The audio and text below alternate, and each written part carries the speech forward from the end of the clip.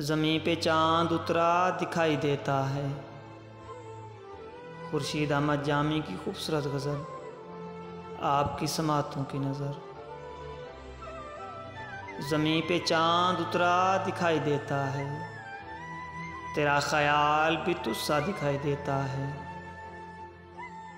जो साथ ले चला था हज़ार हंगामे, जो साथ ले चला था हज़ार हंगामे, वो शख्स आज अकेला दिखाई देता है।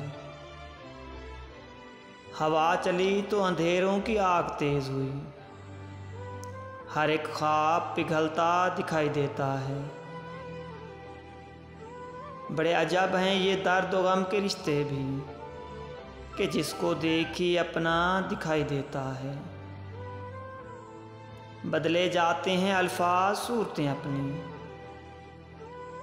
बदले जाते हैं अल्फाज सूरतें अपनी, चलो तो ये भी तमाशा दिखाई देता है। दियारे शौक़ हो या इश्क़ बेकरां जामी, दियारे शौक़ हो या इश्क़ बेकरां जामी, जिसको देखो अपना दिखाई देता है, जिसको देखो अपना दिखाई देता है।